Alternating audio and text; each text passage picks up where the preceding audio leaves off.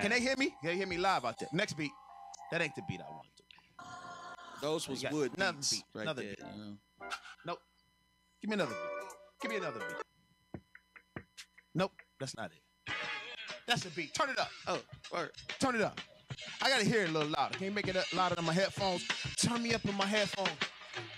I'm still stuck in the 80s/90s. Lottos, kangaroo boots, natty ghosts, Velas, jumpsuits and troops, Junos, color Levi's, Bugs Bunny sweaters with the rhinestone ring on it. Fighting and making up the next day. Nobody getting shot. Working a hustling to get it, a get got. We had love for the streets, our family, our foes, our friends. Respect for the elderly. Pager/payphone, sneaking into Adams Theater. Watching Crush grooving tougher than leather. Hopping gates out the college port to bank out, cause you don't wanna get caught at mom's crib or at Von's crib. Eating funny dinner with the fam. Church every Sunday, 8 o'clock a.m. And even if I fell asleep in the back row or played sick, no matter what, man, I still had to go. 80s, baby. He's a DJ, I'm the rapper. He's a DJ, I'm the rapper. 80s, baby. He's a DJ, I'm the rapper.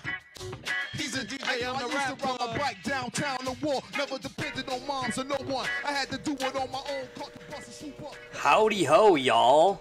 Welcome to the X-Cast. I'm your host, Josh Houslander. This is webisode number 98 of the X-Cast. It's day 5,365 in the search for Tim Chevelday, my co-host, producer, and pretty much everything else that needs to be done here. Adam Hernandez is joining me as well. How's it going, Adam? It's going good. How are you? Good, man. I'm good. Had a cool weekend. Want to set the stage tonight for some shows in the future and talk about some of the things I did over the weekend too, with some bands and things like that. But it's been fun too. You've been watching NCAA? Yeah. Watching the tournament? Yeah, me too. Yeah, I'm watching a lot of it. My son's here off mic. He was killing it in the pool we were in. Really? But kind of fell apart like they often do. So he'll probably. I didn't fill one out this year. No. Nope. It was the first time in a while that I didn't fill one out. Mine was busted early. I was in one with my dad, my brother-in-law, my son, and at one point there was like half a dozen people tied for first, and they were three of them. They were all up there killing it, and I was busted from after the first day. Actually, I think I was busted. So I was kind of rooting for their pools more than my own, actually. Yeah, it's one of those years where you really didn't have too many upsets. I mean, you had a lot of the top teams, moving through the rounds, and I mean, the first number one seed to lose, who was it? Was it Gonzaga? No, was it North Carolina? Gonzaga and North Carolina lost in the same round. I thought there was another one. See, it was Duke. Well, Virginia's still there. Virginia. Yeah, it was North Carolina, I guess technically North was Carolina first. technically first, and Gonzaga that same round. Yeah, so next day. Yeah, so I mean, you had a number of the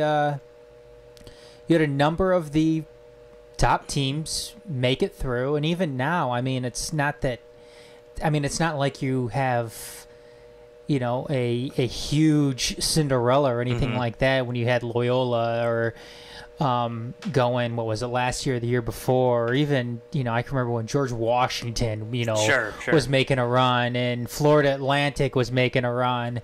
You don't have that this year. I mean, you have Michigan State, who's a 2, Virginia, who's a 1, Texas Tech, who's a 3, and Auburn is the Cinderella, I guess. Auburn is Cinderella. I think Auburn's what, a 5? And they're the team, I must admit, I was really surprised that they won. The last 2 games, I didn't think they had a chance. Yeah, I know. They were plowing through. Where they go through Kansas, and then they ended up beating North Carolina and then Kentucky.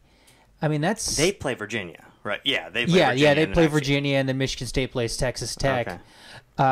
But yeah, I mean, I think the best part about Auburn is watching Charles Barkley's reactions afterwards. I love Charles Barkley. Yeah, I mean, I do too. Watching him on TV, it's such a relief, and it's such a fun thing, because when you look at sports And given the climate that we live in now, it's just full of political discourse and this and that. It's actually quite refreshing to have a guy like Charles Barkley on TV and just kind of lighten things up a little bit and just make everything fun.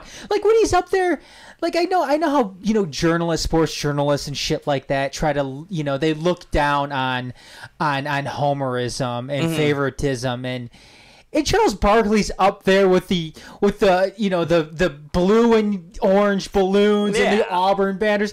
That's awesome. It is awesome. I mean, who gives a shit about at that point about he's so good at it, and it's not like he's good at it because he's the most knowledgeable guy out there, or he's the most well-spoken, or the best guy out, the best commentator. He's just fun. He just makes it fun. He's probably the worst at all of those. Yeah, he just makes it fun, though. He's cool. I love him. We're going to talk about all this on the bottom of the hour, but let's just stay on the subject. You know what, too? That's why I like the guy. I know he's kind of fallen off the radar a little bit, especially what's going on with Big Baller Brand. But LeVar Ball. Yeah. Like, I never had a real big problem with LeVar Ball, because that's another thing that makes sports great, is having somebody just totally, have a huge distaste for. Sports needs their villains, and LeVar Ball played an excellent villain in that sense. He did, and I feel like, and this is, I think the people who are most guilty of this, and this is the people who have always been the most guilty of it, are people like our age and older. The older sports fans always seem to look down upon that, like, oh, he's not classy, he's not this. And the thing I always like to remind people of in sports is, what was the big... I'm not a big fight, MMA guy or boxing guy, but the Conor McGregor Mayweather thing. I remember people saying, like, oh, they're disrespecting it with the way they're talking, the stuff they say on the mic beforehand. And I always said, like, okay, here in the studio, Adam, who's the guy in the picture behind you? That would be Muhammad Ali. I mean, was there anybody who was a worse trash talker than him? Muhammad Ali was the greatest trash talker of all time. He said the most vile things about some of the people he fought against, too, that you wouldn't even be able to, he'd get, oh my God, they'd hashtag Me Too the hell out of him nowadays. You know what, the thing with, I mean, there's such a thing as being just a horrible human being outside the game. I think Floyd Mayweather is a horrible human being outside of the sport of boxing. Yeah. I think Conor McGregor is a shit human being outside the sport of MMA. Yeah. I do too. And I didn't used to think that about him actually up until the last couple of years. I think Manny Pacquiao is kind of a shit. Well, not kind of. I think he is a shit human being outside the sport of boxing too. That's why when the whole Manny Pacquiao Floyd Mayweather thing, when that was all going on, I wasn't rooting for anybody. I was rooting for the I was rooting for them all both to get knocked out. Me too. I was like, is there a way both these guys can lose? Yeah, I mean I didn't care about either one of those guys. I thought they were both shitty people, and I just left it at that. So no, I'm with you, Adam. And as a guy my age, I'm not quite 40, but I'm right there. I'm getting there. Growing up watching Charles Barkley, it's fun to see a guy like Barkley because he was like such a bad boy when he played. He was rough. He was the roughest guy out there, and there was all kinds. He had his fair share of things in the media, bar fights and things like that, and brawls outside things. But now he's just such a fun-loving guy. It's kind of funny for like a guy my age who grew up watching him, and I was a fan too. I was a fan of his as a player, mostly because I was just so sick of Jordan that he was the only guy like maybe the Suns can actually win and not the Bulls. They never did, but But I always liked rooting for him, and now to see him as kind of like this fun-loving guy who's like a veteran of not just sports, but a veteran of being a commentator. Even at this point, he's been doing it for years. I think it's fun, and it's fun. I mean, it's even better watching him on the NBA coverage, just because watching him and Shaq go back and forth. I mean, that just adds having Shaq on it with him just adds a whole nother level to it, which it's amazing. It's amazing. It's amazing TV. it just adds that extra element to NBA coverage. So March Madness is so fun anyway. I think March Madness. I've said this before that March Madness, the first 2 days of the tournament are the best 2 sports days. Period. There's nothing better than it. Yeah. I don't think the World Series. I don't think the Super Bowl. I don't think the Stanley Cup Finals, NBA Finals, Olympics. None of that compares to the first 2 days of the NCAA tournament. I agree, and I don't always get a chance to. I didn't get a chance to this year. Of course, I'm paying attention every year, but there is nothing funner than if you have an opportunity on the first 2 days, even if it's just one of those days, if you can somehow play hooky from work and find yourself on the couch all day or at a bar stool somewhere watching all those games, there is like nothing funner than that. No. To just be able to sit and just watch all those games. Yeah. And you don't even care about most of the teams most of the time. It's just, who cares? It's fun. I think that's one of the reasons why I didn't fill out a bracket this year is because I wanted to. It's just for some reason I get so competitive with myself sometimes that I get disappointed. I guess I get too invested with my own bracket. Yeah. Whereas if I don't fill out a bracket, I can kind of just enjoy the tournament without having to. It's kind of fun as a sports fan to be able to turn on a sporting event where at the beginning you don't have a team, you don't care who wins, because by the middle of the game you're rooting for somebody. Yeah. You've picked whatever it was, something that you viewed as a bad call or a player you like or a player you dislike or whatever it is. You always find yourself rooting for. There's been times where I thought I was going to root for one team and then halfway through the game I'm like no, screw this. I don't want that. I'm sick of them. When I was watching with my son last week too. I was rooting against Gonzaga.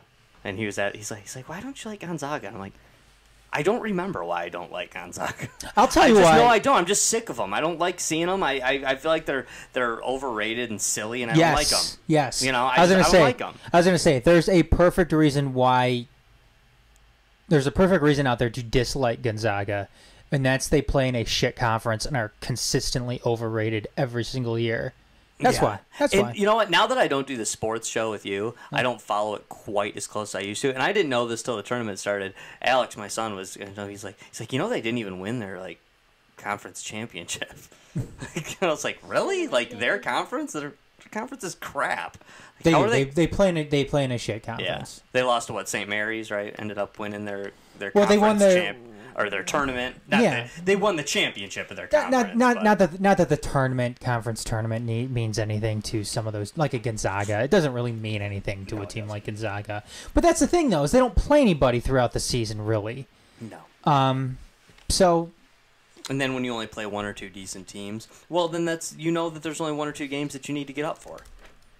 Yeah. So it's different. All right, so on topic before we move off, who do you like in these games? Who do you think's winning it all, man? You're the sports expert. What's MSU Texas Tech? Who wins that game? Oh my God, it's gonna be. I mean, that's gonna be an amazing game. I think Texas Tech obviously having the best, the best defense in the country. I mean, this is. I like Michigan State. I think Michigan State's a more complete up and down team than Texas Tech is. What Michigan State was able to do against Duke, it's funny because they didn't do one thing well in that game. I thought they collectively did a bunch of different things very, very well. Time Izzo managing Xavier Tillman's fouls because he was the guy that was going to be guarding Zion the entire game. I thought he did it. I thought he did an excellent job. You got obviously your scores, your big guys, Cassius Winston, definitely came out to play. But it really was. I mean, they really didn't do one thing really, really well. They did a bunch of things well. And I think it's going to take a collective effort again against a team like Texas Tech. I do think Michigan State is able to pull it out, though, simply because, I mean, they've gone through the ringer. They did beat the best team in the tournament. Oh yeah. Duke was the best team in the tournament, and Michigan State beat them. And if you're able to beat the best team in the tournament, then there's nobody else in front of you that Michigan State can't beat at this point. So I like what they did with their transition game. They totally shut down Duke's transition game. And I like Michigan State in this one. It's going to be a close game, but I like Michigan State. I agree with you. I do. And I got another thing to say, too. I mean, you know me. We're here, we're here in the state of Michigan, in suburban Detroit. I'm a huge Wolverine slappy. I'm a huge Michigan fan. And my dad and my son hate it when I say this, but I'm pulling for the Spartans. I actually am. I want them to win. I'm not a huge MSU fan, and I'll admit to being a hater when they're playing my team in basketball or football. I mean, that's. I don't think that's being a hater. Yeah, I think that's being a fan of your own team. Right. I have chosen a side, and I'm not switching. That's for sure. But as far as the Spartans go, I'm rooting for them. And I want to see them win for the Big Ten, win for the state of Michigan, win for. I like Tom Izzo. I like some of the dudes on Spartans. I'm pulling for them. And a lot.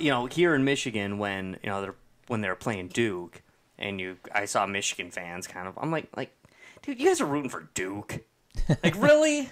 Like, I know that, you're rooting for Rat Face. Yeah, it's like, I know that you bleed maize and blue and all that stuff, but come on, you're going to root for Duke. Like, you're rooting for Duke in the tournament. That's a tough thing to pull. I mean, like, come on. But Auburn, Virginia, what do you think about that one? I mean, I was just going to say another thing, too. Oh, go ahead. I mean, this is something that Tom Izzo needed too. I mean, for sure. Michigan State, they were what? Was it the last 2 seasons, the last 3 seasons they failed to get out of the first weekend of the tournament? Mm-hmm. Well, actually, no, 1 year they made it to. Did they make it to the round of 32 1 year? One of those years they lost to Kansas, and I can't remember. I don't think it was in the Sweet 16. It may have. I can't remember though, but. Tom Izzo hasn't had a good run recently. And I do think that,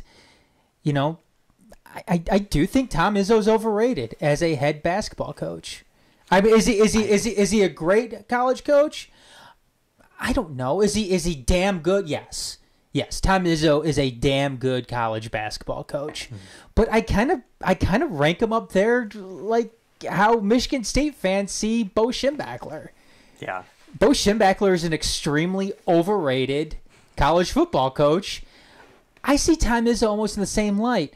Tom Izzo hasn't won a national championship. He's won one national championship. That was in 2001. Right. Listen, and I'm a huge Bo Schembechler fan, and I actually do think Tom Izzo is a great coach. But a whole bunch of that for State fans and a whole bunch of that for Michigan fans is their presence and what they did for the school in other arenas, in other ways, And I do think that goes a long way. But success-wise, for Tom Izzo, yeah, I think your comparison's spot on with Schembechler and his. I mean, he's only won the championship once. He's only won the. I think he's been to 5 Final Fours or something in his tenure with Michigan State, which is awesome. Mm-hmm. That's great. But can you squeak out another national championship or two? Right, and it's not like they're not getting. It's not like Michigan State has ever not been getting great recruits. No, isn't. I mean, it's not like we're talking about Butler or something here. We're talking about a Big Ten school here that has a shit ton of resources at their disposal. Come on. Yeah. Come on. You got to win me another national championship here. They haven't had any problem with studs waltzing over to Michigan State ever since Magic Johnson played there. No, I mean Michigan State certainly does get a look. They don't go and get the guys like like the one and dones that Kentucky might get or North Carolina might get or Duke might get. But they do get quality guys walking through the doors there. And when's the last time Tom Izzo didn't have somebody on his team who ended up in the NBA? He's always got somebody on his team who's going to be playing in the NBA. But the thing about that, though, is I mean, they do transition. Some of them do transition over to the NBA. I mean, you have Miles Bridges, obviously Draymond Green. with the Wizards, or not the Wizards, but the Golden State Warriors. I mean, he doesn't have I mean, it's not like he's getting superstars to the NBA. No, it's not like Duke where he always has. Coach K always has a future NBA All-Star on his team. I'm not saying Izzo has that, but he always has NBA players. You know, he has guys that do transition over to the NBA. Whether or not they become big-time stars or anything like that, that's a completely different topic, but or a completely different argument. The funny thing about this Michigan State team, though, is this isn't even his best team in the last 5 years. No, it's I mean, he's had better teams than the one that we have right now. And the funny thing is, too, is he's playing with some of his best players on the shelf right now. I mean, Nick Ward is wearing a brace and has been pretty much a non-factor the last 2 games. It's true. So, I mean, that's really the amazing thing too about all of this, and something you got to hand to Tom Izzo, is the way that was able to get this team to come out despite some of those injuries that that his team has had. So right, and not to say too that and we're saying Tom Izzo kind of needs another tournament win here, and I do think he does actually to put that under his belt to make him to solidify himself as a great coach when he does someday retire. But you obviously aren't going to win the tournament very often. So I'm not one of these guys that isn't saying that making the Final Four, making the Sweet 16 or the Elite Eight isn't a accomplishment, or that it isn't a successful season. I mean, Michigan, I was talking about some of Michigan's slappies. Michigan State's got its slappies, too. I had a bunch of people kind of, they know I'm a Michigan fan, so kind of try to throw it at me like, oh, where's Michigan? I'm like, dude, we made the Sweet 16 this year. I'm not, it's not like we had some, god-awful season or something. It's like, we made the Sweet 16. No, I'm not unhappy with, as a Michigan fan, I'm not unhappy. I would have liked a little more. No, but we've had some success of late, and I'm not. No, I don't think Michigan fans should be too disappointed as far as what happened. Look, you're going up against the best defense in the country. Texas Tech looks hot, man. They've looked hot all the way through. there's no shame in losing to that Texas Tech team. John 16 Beeline, points in the first half. well, yeah, that's what you had. That's tough to watch. But we had 16 field goals the entire game. I think you got points from 5 different players. Only 2 players scored more than half or got baskets more than half their shots, and one of those guys only took 2 shots the entire game. Right. No, there's I mean, look, losing to Texas Tech, there's no shame in that. John Beeline is an awesome head coach as well. Love the guy. Arguably the best head coach in the state of Michigan. Michigan is going to be okay going forward. I don't think any of their guys right now. I know Charlie Matthews is a senior. If he can get a 5th year of eligibility, I would come back if I were him. Because the way you look at it, Charles Matthews isn't going to be drafted by anyone in the NBA. He's not. No. He's not. Is he gonna be signed by somebody? Yeah, he could probably be signed by somebody. But what's he gonna do? Go and play in the G League for a little while? And then he's probably going to go and play overseas after that. And hey, nothing wrong with that. No, nothing. I always say to anybody, if any one of these guys, and this transcends basketball, if you can get paid to play your sport, get paid to play a sport, man. What's cooler than that? That's what you're going to do. You want to play Double-A baseball? You want to look? That's going to be your career. You go and do what you need to do. No, you're absolutely right. There's no shame in going overseas to play basketball. Right. If you can get paid $65,000 a year to play a sport that you love and are good at, do it. That is a great gig, man. That is a cool gig. The thing is, though, is that's going to be there for him even if he goes and plays a 5th year at Michigan. Any of these other guys, whether you're talking about Jordan Poole, I don't know, Isaiah Livers or anything like that. No, I've heard that they're like, oh, I don't know if we're gonna come out or not. bullshit. Give me a break. You're not coming out. You're staying at the University of Michigan. Michigan's going to be just fine. Same with Iggy as well. Yeah. There's no reason for you to come out and declare yourself eligible for the NBA draft. There is none. You're not going to get drafted. And if you are, you're going to be drafted in the second round at the earliest. And you're going to be struggling to make an NBA squad. You're probably going to get subjected to the G League, which, again, it's all going to be there for you after your career at Michigan. Yeah. Come back, play for a good Michigan team next year, and try to do it again. Sure. Try to do it again. Basketball is a weird sport, too. It's a different animal than the other sports. I mean, and not counting semi-pros and things like that and guys in some of the lesser leagues, which there isn't as many smaller leagues. But when you're talking about basketball, there's less than 500 professional basketball players at any time in the country. No other sport can you say that about. It's very few teams, 32 teams, 15 dudes on a team. There's not many spots out there for you to fill. And it's not like guys only play 1 year in basketball. They play a decade. So it's a tough sport, man. It's a tough sport to make that spot, to get one of those spots in. Yeah, absolutely. Not like baseball, where you have an opportunity to go in there as a 22-year-old and maybe get pulled up when you're 26, or you absolutely have that ability, to prove yourself in the minor leagues, and starting out in AA and AAA in baseball is not a big deal. You still have a great shot of someday making the MLB. Yeah. Oh, what do you think about Auburn, Virginia, man? Again, another excellent game.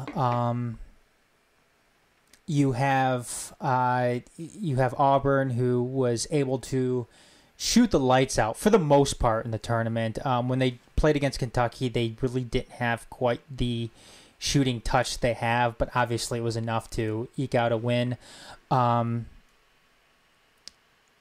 They were without one of their big players. What's his name? Okiki. Yep. Thank you. So that obviously hurts. He's going to be gone for the tournament. He tore his ACL, so obviously he's done. When we're talking Virginia, again, another lockdown defense. Yeah. Much like we see with Texas Tech, I think those two teams are, I believe, top 5 in the country. Again, this is a tough one to pick, just because we saw this game. You may say that we've already saw this game with Gonzaga and Texas Tech. Yeah. And obviously defense came on top in that one. Are you and Texas I Tech. old enough to say defense wins championships? Yes, we are. I think so. But it was true in the sense when it came to Texas Tech and Gonzaga. Yeah. Again, this is going to be one of those very, very close games. It's probably going to come down to the final possession.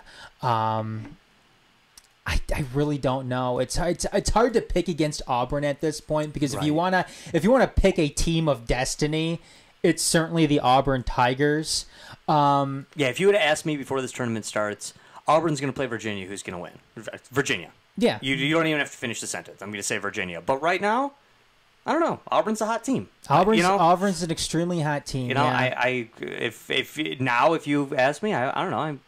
I have to pick. I might say Auburn, to tell you the truth. But, that's completely just going off of. And the thing with Virginia too is it seems like they, at some point, they always seem to choke something away. Whether it was last year in the first round, or any of the years before that. I mean, is Virginia going to choke at some point in this tournament? Is it going to be in the Final Four, or is it going to be the national championship game? I don't know. I mean, if it's Cal Guy, being, continuing to be in a slump scoring wise, you're going to have somebody else like Tony Bennett or something like that step up. I don't know. Let's just see. I'm just gonna go ahead and throw it out there. Is Auburn the favorite to win in this game? No, right. They're not. No, right. I'm gonna go ahead and take Auburn anyway, just because they're so freaking hot right now. I don't know. They find another way to pull this out. I'm gonna go with Auburn. What's funny to me is that Virginia is the only number 1 seed left in this thing, and looking at those 4 teams, they are not the favorite to me at all. I mean, I actually, they're probably the 4th team I would guess as to who's going to win it all. I actually kind of think that who wins this MSU Texas Tech game is going to probably win the tournament. That's just, my thoughts. Just a guess, really, but it just kind of seems like it to me. But to me, like the way I'm looking at these 4 teams, Virginia is not the team that I'm looking at to be walking away with the tournament championship. Virginia is a very, very good team. I mean, they're a number 1 team for a reason. Oh, sure. I don't know. I just see the other side of the bracket, and I think Texas Tech and Michigan State are more imposing for some reason than Virginia and Auburn. I don't know. I'm just gonna go with Auburn for the hell of it. Virginia's the better team. They have more talent. I don't know. There's just something about that. There's just something about that Auburn team that makes me believe that it's not ending in the Elite Eight, and it's not ending in the Final Four. They're gonna go on and be that team this year that kind of shock some people. Yeah, they're the Cinderella story. My prediction, it's just a prediction from a guy whose bracket was busted in, like I said, day 2, basically, of this thing. But I say MSU beats Auburn. That's my prediction. MSU beats Auburn in the final game. I mean, there's tons of Michigan State fans in the area, obviously, from where we are. Michigan State fan, this is real. Right. This is real right now. You have a real chance to win the national championship this year. You beat the best team already. Yep, you did. You beat the best team in the entire tournament. You beat the best team with the best player in the tournament. Yep. There's no reason to believe that you can't go and beat any one of these last 2 teams that are put in front of you. The question whether it's Texas Tech, Auburn, or Virginia, you can beat any one of those teams. It's truth, man. And yeah, it's at this point, Sparty's got to be asking themselves, did we do that favor for somebody else by taking out Duke, or did we do it for us? Yeah, and who would have thought? I'm sure there are plenty of Spartan fans out there just wallowing when Aubrey Dawkins couldn't tip in that layup for UCF to take out Duke. What was it, last weekend? Yeah.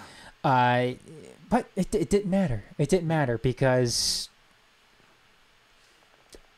Kenny Goins got that dagger of a 3 to put you up, and you didn't lose the lead after that. You're able to contain Duke for that last final minute and go on to beat them and move on to the Final Four. One opinion I have that is, I don't know if it's an unpopular opinion, but it's one that doesn't seem to be shared by many other people. I hear a lot of people complaining about college basketball with the one and dones, and I don't see the complaint. I don't have a problem with it. I actually have zero problem with it at all. For one thing, you say, "Oh, we want to be able to watch them though for 4 years." Okay, well, that guy's going to leave, and then some other one and done's going to be in that spot next year. So I don't really know what you're complaining about. That doesn't really make much sense. Yeah, but go watch them in the NBA. Right. But the thing is, I actually even take it a step further the other way. I hate this dumb rule about how they have to play 1 year out of high school. To me, I see a guy like Zion, and I don't think, oh, God, I just love watching this guy play. I look at him and think, why the hell isn't this guy in the NBA? Like, he shouldn't even be here. Like, that's what I see when I see a guy like that. And that's not an insult to him. That's a compliment to him. You know, to me, I look at this guy, it's like, he should be starting in the NBA. Yeah. Why is he playing in this tournament? Get him out of here. Let him go play in the NBA and make some money. This is silly. You're forcing this guy to play for free when when he's obviously has the skills right now to be starting on an NBA squad. Just come on. So I don't know. Unpopular opinion from me, but it's just when I hear people say, "Oh, they're ruining it with the." Like, what do you mean they're ruining it? No, they're not. For one thing, it's not even new. So cut it out. But the NCAA needs their cut, man. They do. It's true, man. It's true. How about you, Alex? Who you gonna go with? Go ahead, man. What's your prediction? Texas Tech winning it all. You think so? They look good, man. They look good. You think Texas Tech is going to end up beating who? Auburn or Virginia? Auburn. Yeah. Hey, Alex is he knows significantly more about this than I do, and picked a much better bracket than I did. That is for sure. Did I ever tell you about my wife and how I had her fill out a bracket one year? No. It was the year that the Titans, Detroit Titans, U of D Mercy was in it, and she ended up picking them going all the way. And I'm like, why'd you pick Detroit to go all the way? And she's like, well, they're the Pistons and they're an NBA team playing against a bunch of college teams. And I was like, well, okay, if that's what you think, then yeah, I would pick them too. That's awesome. Like, they have Ben Wallace. What? Why Fear the Fro. Yeah, why aren't you picking them? Idiot. You dumbass. They let you host a sports show? Come on. That's awesome. I love that. Anything else you want to say about the tournament, sports, NCAA, anything? We don't get to talk about sports as much on this show as we used to. Can we get a go green, go white from Alex? Go blue. Go what? Go blue. No, they're not playing anymore. Go blue. You could torture that kid. He wouldn't say go green. You could put bamboo under his fingernails. He still wouldn't say anything nice with them. I couldn't even get him the other day to admit that Tom Izzo was a decent coach and a decent person. He's not a decent person. He's an awful person. Yeah, so there's that. But hey, man, like I opened the show with, I had a kind of cool experience over the weekend on Sunday. I used to be so into local music scene, so into it. And just, getting older, having a bunch of kids and stuff, it's harder to, just be out on a Wednesday night or a Sunday night, catching cool bands and things like that. But got an opportunity on Sunday. Again, we're here in the local, in the Detroit area. Went to a place in Hazel Park called the Phoenix 510. I'm not here to endorse this place. They're trying. I'm not trying to rag on them, but it was, I just hadn't seen that kind of like music, that kind of atmosphere in a while, where you're just literally just sitting in a warehouse, with a stage. Not much of a crowd. I don't know how often this place opens in this format, but kind of weird, kind of like, I'm starting to kind of feel bad for some of the bands. I'm seeing not much of a crowd, and the other bands playing that night made up, I would say, probably 2/3 of the crowd, but ended up seeing some kind of cool music, and we're gonna have some of them on the show here in the next couple weeks, next month or so. I was there to see a band called X-Ray Mary, who has a kind of a weird, kind of cool. I don't even know what you would necessarily describe their style as. I guess I'd just say like a punk band type thing, but just cool 4-piece band. He's a old friend of mine from my video game podcasting days from Ottumwa, Iowa. He used to host video game event down there. He used to host the Grassroots Gaming Expo, which is always one of my favorite things to go to down there. And he's bass player for this band, X-Ray Mary. Cool band. They didn't disappoint at all, they sounded good. But then and we're going to have them on, but it won't be live in studio because none of them are local. So definitely looking forward to having X-Ray Mary on probably next month or something if we can get them. Once their tour's over, we'll probably have them on because they do a brief tour every year. They hit quite a bit of the Midwest actually. This was their only show in Michigan, but they were all over Ohio and Illinois and some other places too. But there's another band that I ran into that had a really cool sound. Bill Grogan's Goat, they were called. And we're going to actually have them hopefully live in studio in the next couple weeks. Real cool sound, 5-piece band with a fiddle and a ukulele, and it's kind of cool stuff. Chick lead singer who plays the fiddle, but then some of the dudes sing too, and real cool sound, man. And I really have no idea how you would classify them. I really don't. So I'm not even gonna try. I'll let them.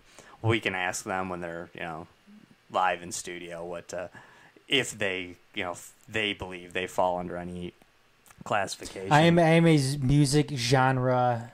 I know you are.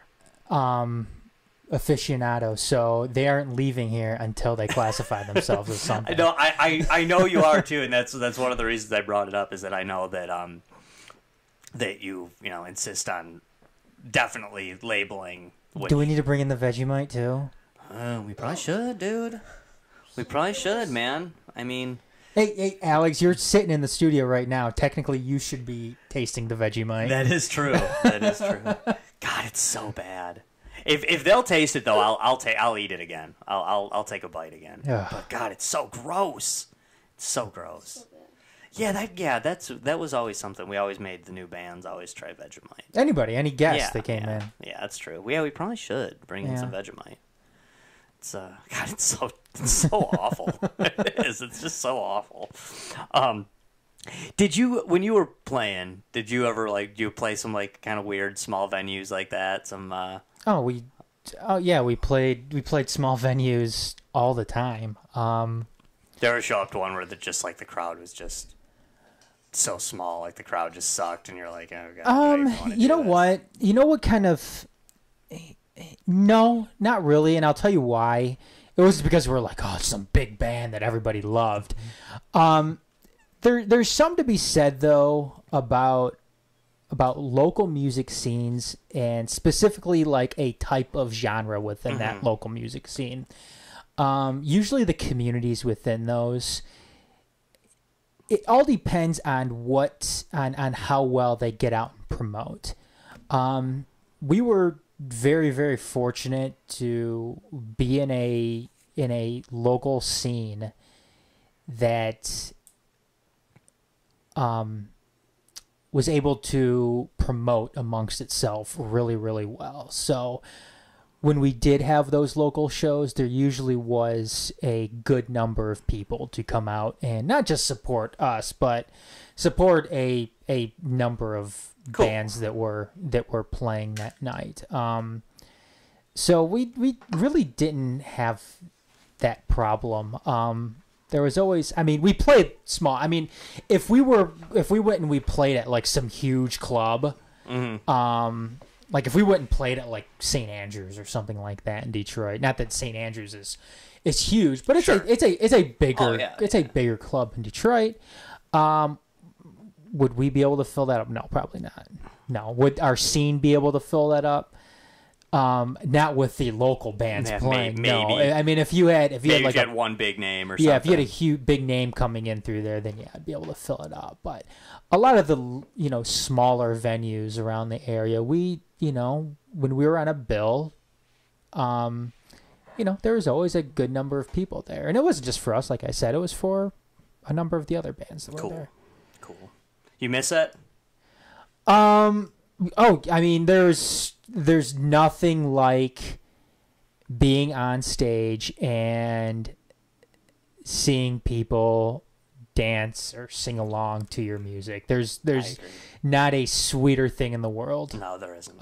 It is such a cool feeling. Yeah, it's something that I wish that everyone could experience. No, yeah. It's great. It's great. It's and I remember every show that we played. We didn't play a lot of shows, but we played a number of shows, and all of them were fun. And I remember this one time we had this, we tried to have like this gimmick each time we went out. We tried to do something. One time we put blood capsules in our mouth and we're just sitting there like spitting blood. And the owner of this one venue got so mad at us for doing that because it was staining up the carpet. Like, that matters in a shitty, in some of these shitty venues. Like, right. Oh, I'm sorry, we stained up your vomit stained, sweat stained, real blood stained carpet with our fake blood. Excuse me. Yeah. And we weren't. We most certainly we weren't a like a satanic band or anything like that, but we most certainly weren't a Christian band either. And one of the shows that we ended up playing in was it was the show in Indiana. And when we get there, it's this Christian show. I'm like, oh, okay. How'd we end up on this bill? Yeah, we didn't. I mean, not that we had any problems playing in a Christian show or anything like that, but you didn't have any problems with them, but they had a few problems with you. Well, we thought they were. We thought they would. Luckily, they didn't. And it was a fun show. So cool, very cool. Yeah, the last band I was in, they our lead guitar player always wanted some sort of gimmick like that. Yeah. And would try to set them up, and our bass player, who was kind of the it's kind of the calming influence, would usually talk us out of it before. Oh, really? Before the thing. Yeah. We were the band was called the Pigs, and I remember we almost did this, but then at the last minute Bill talked us out of it.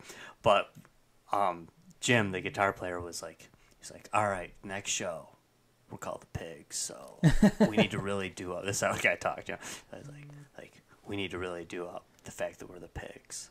So we're all going to be a different kind of pig.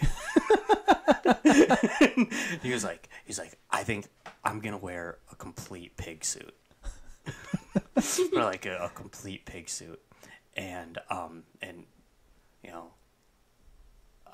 drummer, he's like, okay, listen, I know you got to play the drums. That's tough. So you're going to dress up like a cop.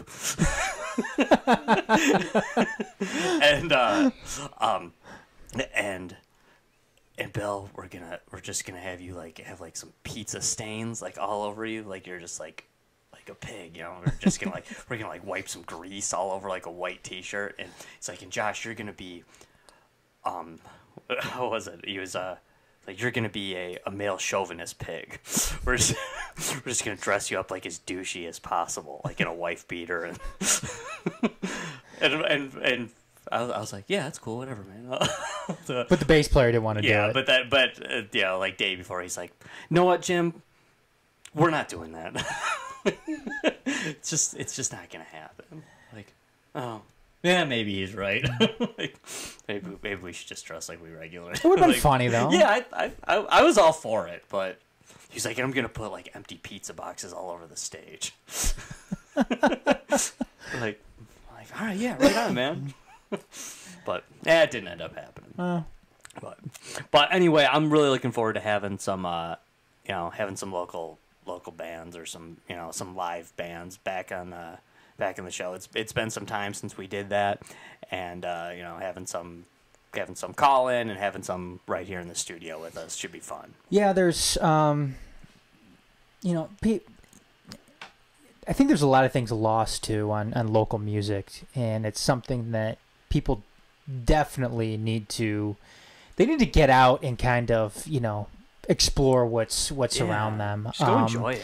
Yeah, I mean, especially now when when mainstream media, or not media, but mainstream music it's bad. Mm-hmm. It's really bad. It sucks. There's not a lot of good stuff out there, and there's not really any. I mean, if you don't have something like Sirius, or you don't you don't subscribe to like a music streaming service, whether it's Spotify or Apple Music or something like that, then it's kind of hard to sit there and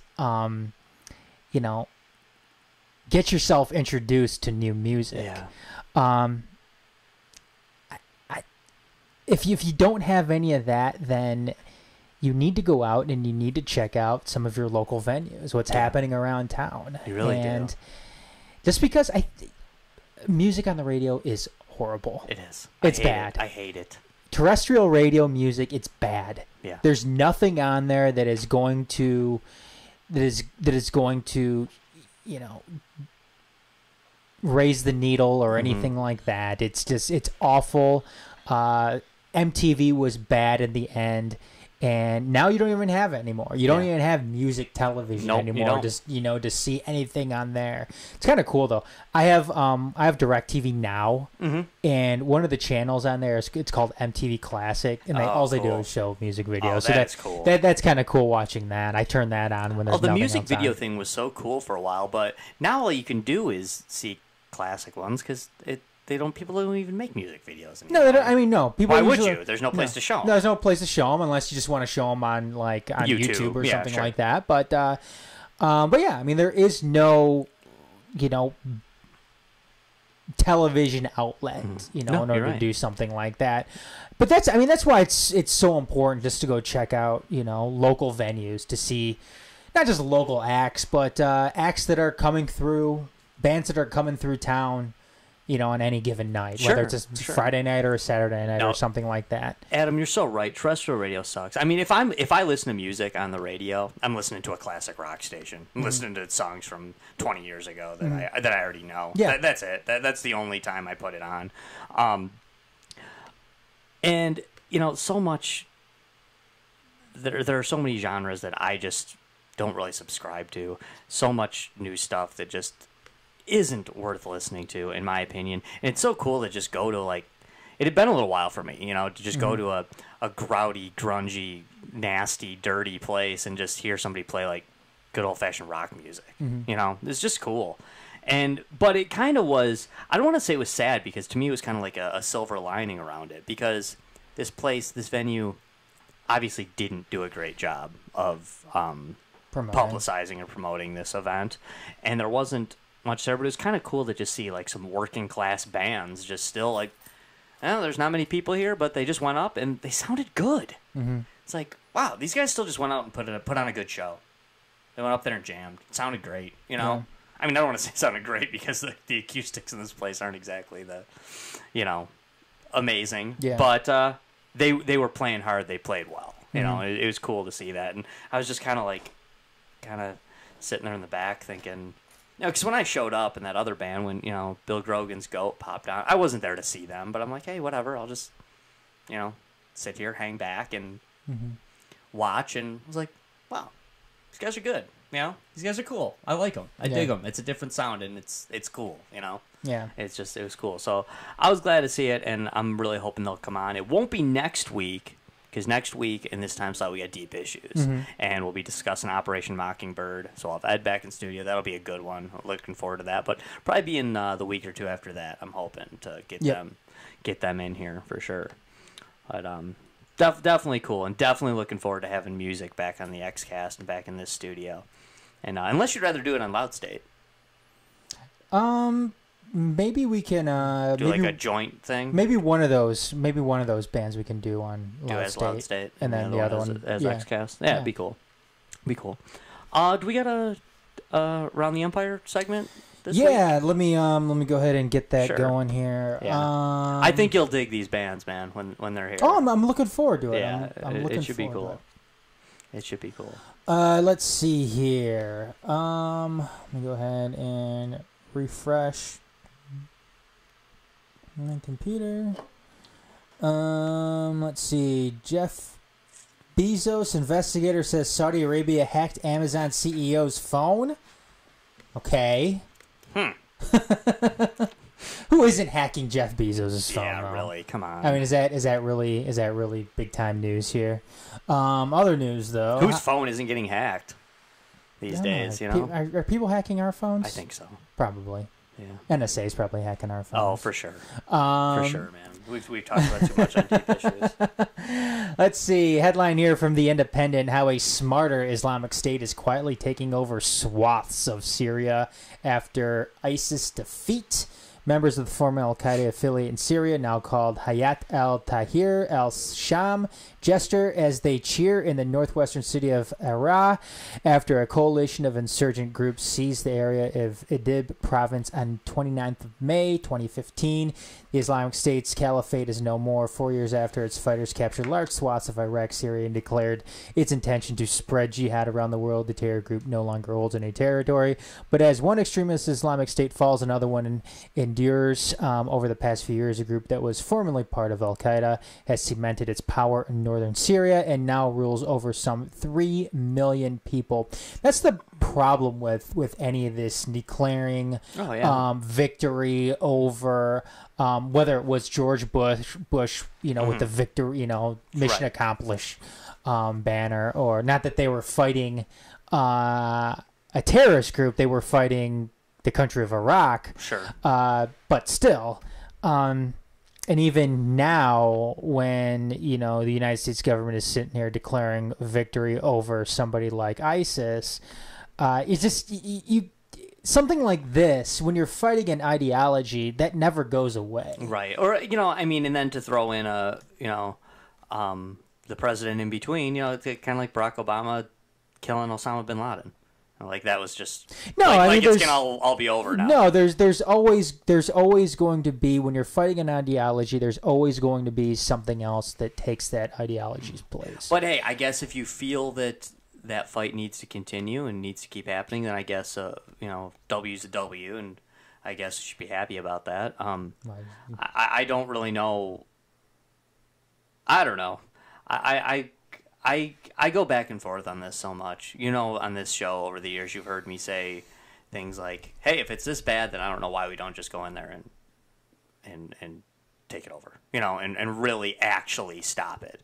But then at the same time, I feel like, I don't know, do we even need to be over there, like, at all? I just don't get it, Was that one of the reasons why they hate the United States? Yeah, I feel like there's something to that for sure. Our leaders would tell us that there's terrorists out there that hate us. They hate our way of life. It's like, do they hate the guy living in his trailer in Iowa? Do they hate the guy just trying to make his mortgage payment in Detroit? Do they, or do they hate us because we're in there blowing up their stuff? I honestly don't know. It's always, and you can't believe what they tell you because they don't tell you the truth. So it's hard to tell. And it's always so convenient when the United States is trying to, they do this stuff for the good of the people, for the good of the people over there. Okay, well,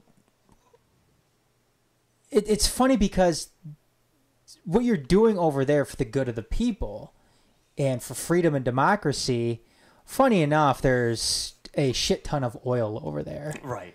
I don't see the United States doing anything for the good of the people or for freedom or democracy for all those countries in Central Africa. No.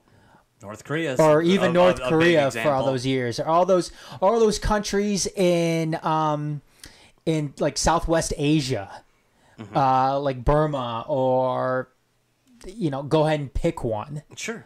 Even Venezuela. All of a sudden, we're so interested in what's going on in Venezuela.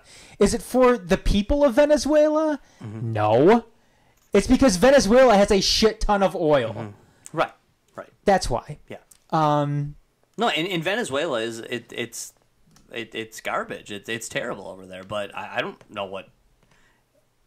Did you see? I know people criticize me for this. I know so much of my philosophy, ideology, and political beliefs come from Star Wars. But did you see Solo? Yes. Okay, I really liked the Solo. I know some people didn't. I did too. I loved it actually. But there's the scene where beginning, Han Solo's part of the Empire, right? He's fighting for the Empire. And which I thought was kind of a cool little sure. thing to add in there. Yeah, I mean, they kind of always hinted at that in the old books, but you never know what books are gonna make canon or say are true or say aren't true or whatever. And there's a scene where his captain or whatever, his Imperial captain, telling him, "Oh, we gotta quell the invaders," and he's like, "It's their planet. We're the invaders."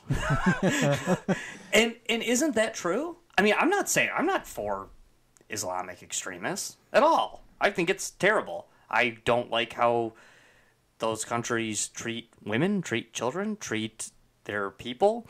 I don't like their system of government. I don't really like their way of life. And if that sounds so terribly intolerant, that's you're anti-Muslim. I'm actually not. I'm actually not anti-Muslim. I know Muslims here in Michigan, and they're not like that at all. But yeah, the countries that are ruled by the Muslim faith are not nice. They're really not. They're not. They don't Josh, treat their people well. It sounds like you have more of a problem with fundamentalism, right? And than anything else. I have a problem with Muslim theocracy. Muslims in countries that aren't majority Muslim seem like normal, nice people. But when the country becomes majority Muslim and then the government is controlled by Muslims, they don't seem like nice places to be. Even the rich ones, even the rich countries, Saudi Arabia. Yeah, places like that. Those people are rich, so there's some people living nicely, but no, for the most part, their people don't have liberty, they don't have freedom, they don't, they're scared to say things about their government. So no, I don't approve of that. I don't like it. I don't like theocracies in general, no, whether it's a Christian or Islamic or Jewish. I don't like fundamentalism. But right now in 2019, the only ones that really have are having a major problem with are Muslims. You got to go back in history to find the Christian and Jewish ones that were bad. But my thing is, at the end of the day, it is their country, isn't it? It's their country. Why? They're a sovereign nation. I really don't know that we have the right to be over there doing anything to them. I just okay. That place sucks. Don't go there. I don't know. But like you said, that when we always seem to want to fight for human rights when the country has oil or the country. Or maybe it's not even oil all the time. When there's some strategic reason to be there, that when there's some reason why it benefits us, and it's like, well, we have to go there for human rights. It's like, well, what about the people in Haiti? What about the there's African countries that are just awful that we've never bugged, and in a place like North Korea, like we mentioned, we have all these. I guess I try to look at it from both sides of it, and to me, neither side of it makes sense. Either we're all these sovereign nations all over the country, and we can mind our own business and worry about what's going on, or we have all these superpowers. Like, why do we have because it's not just the U.S. The U.S. gets the blame for it a lot, but we got the U.S., we got Russia, we got China, we got all these big, huge countries that have so much influence and so much power. It's like, why do you have these big countries telling everyone what to do if you're going to let North Korea exist? If people believe what they're saying, then why doesn't somebody go into North Korea and make that guy cut it out? We've all seen the pictures of South Korea and North Korea at night with the they have no lights. They're we know that people there are being whisked away by secret police to either be tortured or never seen again. Or we know that's going on. So okay, either ignore it, back off, and take care of yourself, or go in and stop it. To me, like those are the two choices, but we always seem to go with the choice of somewhere in the middle. Let's negotiate with Kim Jong-un. Somewhere in the middle or something like that. Yeah, it's like but even with Iraq or things like that, it's still somewhere in the middle because you don't go in there and actually fix it. You go in there, you make a big mess, and then you say, "Okay, here's your country back." Oh, thanks. That's Literally, that is like you go to your neighbor's house and say, "Hey, can, I noticed your, like your dishes are dirty. Can I borrow one of your dirty dishes and I'll clean it and then I'll return it." And it's like you go home, you clean it, you eat a meal on it, then you take a crap on it and you give it back to them. That's like that to me is like what we do with countries like Iraq. It's like, oh, we're gonna fix you. We're gonna fix it. We heard your or it's almost like we heard we heard somebody stole your car. We're gonna get it back for you. Here's your car, and then we bring it back to them with 4 flat tires. The common denominator though, there, Josh, is oil. Right. Oh yeah. I mean, they want to go in. They want a nation build in the Middle East. Mm-hmm. So what they do, they take out the Ba'ath Party government in Iraq. They replace it with what essentially was a puppet government to begin with. Right. And that's the same thing they're trying to do in Venezuela. They're trying to get rid of Maduro, who's not a good guy. No, he's not. But they want to sit there, and the United States wants to implement Juan Guaido, who nobody voted for. He wasn't in the last election. They want to implement him in there so they could have a puppet. They could have a puppet government in Venezuela and sit here and just have at will with American corporations and so on and so forth. That's what the United States wants. Well, and that's at the end of the day too. That's who ends up reaping the benefits is these big corporations, the military-industrial complex, the governments themselves. Mm-hmm. Because, okay, let's be honest. Let's just throw it all out there. All right, we fought all these wars in the Middle East, right? We took over. You can say, oh, we fought. They're wars for oil. Okay, how come my gas isn't 7 cents a gallon then?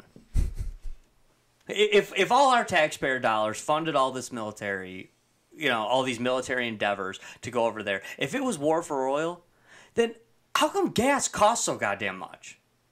I mean, it would be one thing if they said, okay, listen, the oil on this world is something that's needed by everybody. If they really tried to be like socialist about it, they said, hey, there's oil in this world, we all need it, and it's being run by, commies down in South America who are making a mess of it all, and it's being run by fascists in the Middle East who are terrible people abusing everybody. So we're going to go in there, we're going to take care of it, and then we're going to make oil cheap for everybody. Okay, that's something maybe you could even get behind, But no, that's not what happens. That's never what happens. Nobody benefits from it. You might as well just left the psychos in charge. And really, leave the psychos in charge, let them sell it, and do it. Or maybe we could really all be sovereign, and okay, I'm going to sound like an isolationist here, but Russia's got a bunch of oil. The United States got a bunch of oil. But Russia uses Russia's oil. The U.S. uses U.S.'s oil, and China uses China's oil. Whatever, man. Just use your own damn oil. It's 2019. We've all been going after oil for all this time. We all have our surpluses, and those that don't, well, then I guess you got to buy it from the psychos in the Middle East. You got to buy it from the loons down in Venezuela. Got to buy it from the. I don't think they're even loons or psychos in Mexico, but they always seem to be backwards. You got to buy it from the drug cartels in Mexico. Whoever's in charge, just deal with it. But as for the U.S. and Russia, we got oil. Sell oil to your own people, or don't, or make electric cars, or make fuel cells, or whatever. I'm gonna bring up this other one just because we have it on our website, over at theempiremedia.com. Town in Michigan is getting this free tank from the federal government. Town of Cadillac, that's neat. Which is the northern part of the Lower Peninsula. It's gonna be in the town of Cadillac. Or are they gonna put like big, like fancy rims on it and stuff? No, but they did mention they hope to have it painted in time for the 4th of July parade. Oh, that's so neat. That's great. North Star engine, V8. I don't know. It's essentially a tank, but it is. Town of Cadillac has roughly almost 10,400 people in it. It's cool. You ever been there? I haven't been Oh, it's there, cool. no. It's cool. It's beautiful. This is part Gorgeous. of a government program called the 1033 program, which is essentially responsible for militarizing police forces local police forces around the country. Yeah. Since 2014, roughly $5.1 billion has been spent by the federal government to basically, get this, Josh, unload excess military equipment. Oh, nice. Oh, this is great. Okay. And what has the United States government just done? Increase military spending, because as you see, it's they totally need more money, right, to sit here and unload all of this excess equipment that they already have. Because when you're fighting backwards people in the Middle East and South America and Africa, does it matter if the tank is a 2002 or a 2019? Does it really? And this program has been going on since 1997, and that 5.1 billion, Josh, that was in 2014. Oh, so it's you can only imagine where we're at right now. Yes, to militarize local police forces, and all of this too, while we're sitting here debating the cost of healthcare, while we're sitting here. While people go into debt over, with student loans, Flint still doesn't have clean drinking water, and you could go on and on and on and on and on and on and on. $5.1 billion in 2014, though. Awesome. Militarized local police forces, not to mention a small town in northern Michigan. Yeah, Cadillac definitely needs a tank. Yeah, they definitely need a tank, because you know what? What's going to bring people to these 4th of July parades? It's something like this. Right. Extra incentive, everybody. Yeah. So basically what you're saying is, like, they went full statist. And you never go full statist. Yeah. And this is a government program led by the Department of Justice. 1033 program. Look it up, everybody. Oh, jeez. Oh, that's good. I'm so glad that, because police departments needing to be militarized is something that I really support. Anyway. Yeah. Yep. Jeez. Okay. So. Prime suspect in the killing of rapper Nipsey Hussle has been arrested and taken into custody. Police said Erica Holder was picked up in Bellflower, a Los Angeles area city about 20 miles southeast of where Hussle was gunned down. 2 days earlier, Officer Jeffrey Lee said the 29-year-old is alleged to have shot the rapper dead outside his clothes shop on Sunday afternoon. 2 other men were injured before Holder allegedly climbed into a waiting car with a woman and fled the scene. And this is according to... They sent a tank after him? The Independent. You know what? I mean, why not, right? Jesus Christ. Let's see. Trump White House spokesperson refers to Puerto Rico as that country on live television twice. I don't know if everybody's aware, but Puerto Rico is actually it's part of the United States. Part of the United States. So what's up with Puerto Rico? I know we've talked about this on this show before. Are they gonna shit or get off the pot? Is there, are they gonna become a state or become independent, or are they gonna stay in this state of limbo forever? I know they're just talking about making them a state again, or making themselves a state. It's not actually up to us. People always love to say, "Are we gonna make Puerto Rico a state?" No, try reading the Constitution, man. We don't make them a state; they make themselves a state. I don't know. I think they. I don't know. Yeah. I don't know. Moving right along. Everybody has a conspiracy about who is behind the latest Biden allegations. This comes from the Daily Dot. Over the past few days, several women have come forward to tell their stories about how former Vice President Joe Biden's inappropriately intimate behavior made them feel uncomfortable. These stories have been widely discussed and shared online, but it is not like they were revealing some hitherto unknown secret. It's been well documented that Biden seems to have, at best, a complete lack of understanding of boundaries when it comes to women, unless that is, it's not Biden has made women uncomfortable with his behaviors, but that other leading 2020 Democrats are trying to knock the Biden bus off a cliff before it even revs up. So, let's see. In Axios this morning, advisors to Biden claimed that it was the Bernie Sanders campaign that was behind these reports cropping up. And a quote, several around Biden think advisors to Bernie Sanders are at least partly behind the anti-Biden campaign. Axios reported one prominent backer thinks Biden will run and is ready to kill Bernie, quote unquote. Yeah, I think the allegations are kind of stupid. I think there's some pictures that make him look kind of creepy or whatever, but I think most of them are. This is not an issue. This is dumb. But yeah, you got to think. Is this a Sean Hannity, Bernie Sanders team up here? Maybe to some degree, But yeah, I mean, it's his enemy right now are the other Democrats. So it's.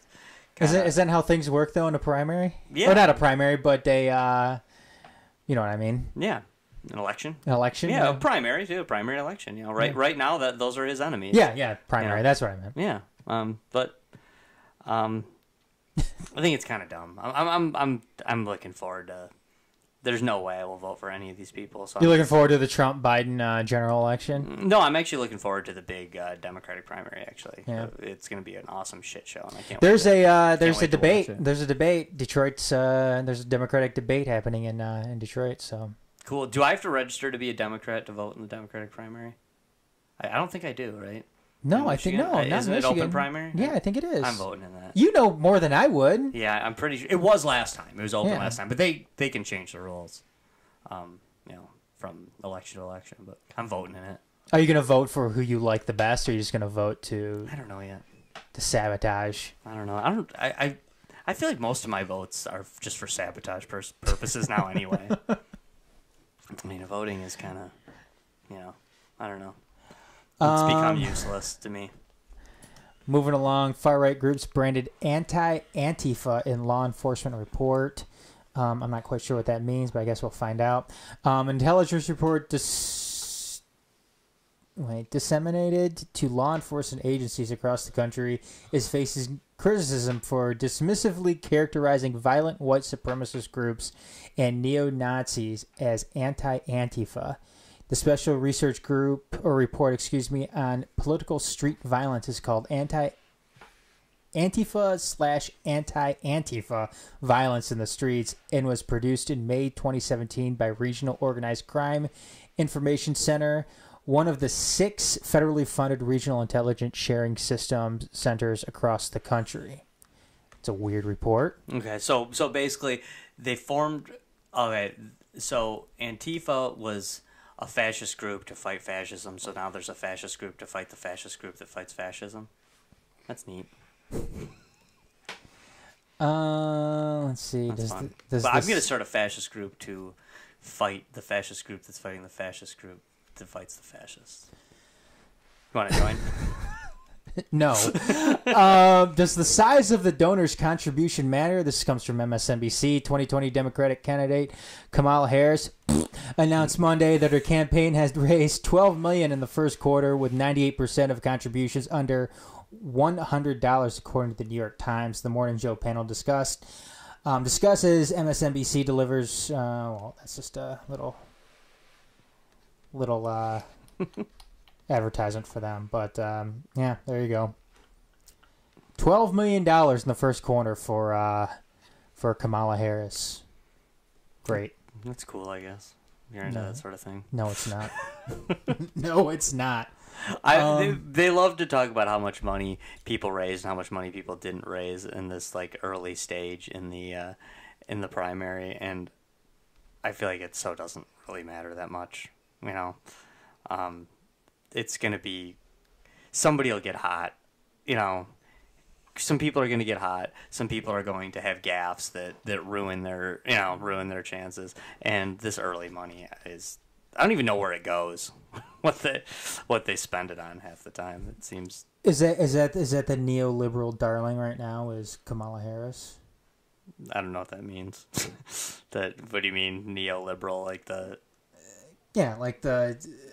neoliberal, the ones that sit here, the ones that you don't like, Josh. Yeah, okay. It's just yeah, I think so. Yeah, the ones that want to go out there and spend your money. Yeah, no, she is the progressive poster child, I think, for sure. Yeah. Yeah. No, I see what you're saying. Yeah, the bastardized new definition of liberalism is, yeah, I think being championed by Kamala Harris.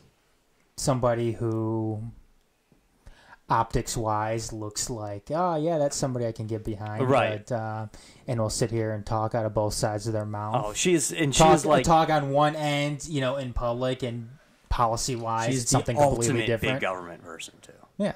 I mean, she's actually just... To me, she's not liberal or conservative or progressive. She is just government. She's just big government. Because some of her views aren't liberal or on the left at all.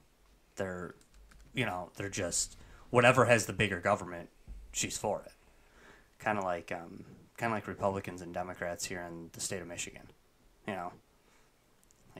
Like I don't see much of a difference here in the state of Michigan between Republicans and Democrats. They're, they basically want to do the exact same thing. That's why I couldn't bring myself to vote for Whitmer or Schuette. I watched that debate and I was like, these are the same person.